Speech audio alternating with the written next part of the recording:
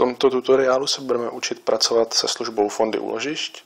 Služba nám umožňuje zálohovat data a zároveň nám poskytuje určitou ochranu proti chybám. Tuto službu a fondy úložišť nalezneme ve správci serveru pod záložkou souborová služba a služba úložiště. Dále v záložce fondy úložišť, kde, když si to rozklikneme, vidíme, že máme k dispozici 3 pevné disky, se kterými můžeme pracovat. Jsou to disky, na kterých nebyly zatím vytvořeny žádné svazky. Disky by měly být prázdné, protože se v rámci formátování jejich obsah stejně bude mazat. Čili vybereme disky, které chceme použít, klikneme pravým tlačítkem a zvolíme nový fond úložišť. Otevře se nám průvodce, kde máme základní informace, které v podstatě v tenhle moment nejsou moc podstatné. Vybereme si název fondu úložiště, se kterým budeme chtít pracovat. Tento název nebude nějakým způsobem podstatný, ale můžeme si pojmenovat například fond pokus v tomto případě a klikneme tlačítko další. Zde zvolíme fyzické disky, které chceme v rámci tohoto fondu úložiště využít.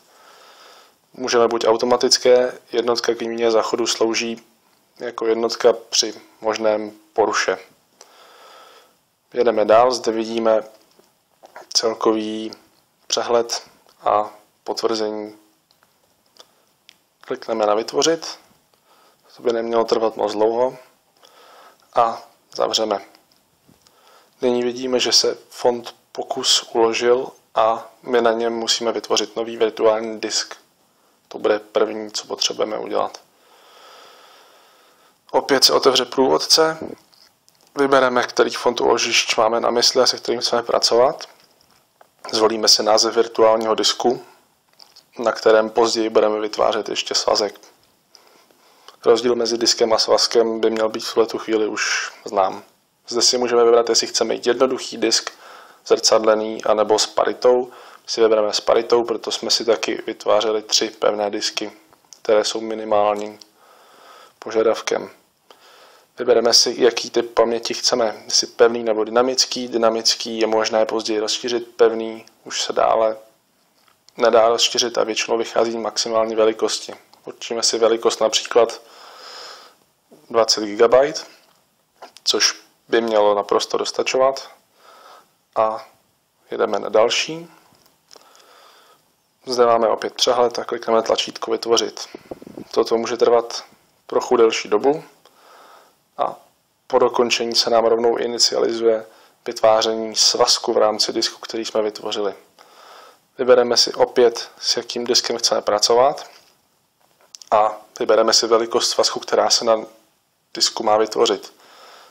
Dostupná kapacita byla 20 GB, jak jsme viděli. Vybereme si písmeno jednotky, pod kterým budeme mít disk a svazek k dispozici a jedeme na další.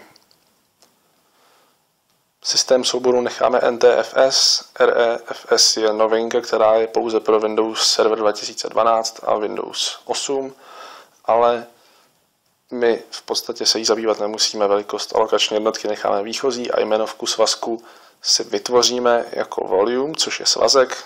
Toto bude název, který pak uvidíme v tomto počítači. Opět je potřeba potvrzení a vytváříme formátování. Teď trvá trochu delší dobu, jelikož v podstatě vytváříme v rámci našeho dynamického disku svazek.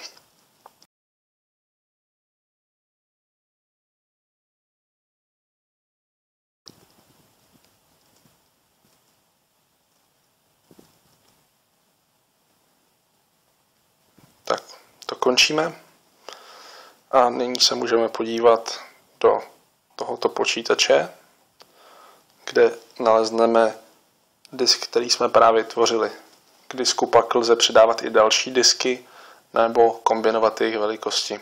Tak, když se podíváme, Volume 2 TV je námi vytvořen disk, na který máme bitovou paritu pro detekci chyb.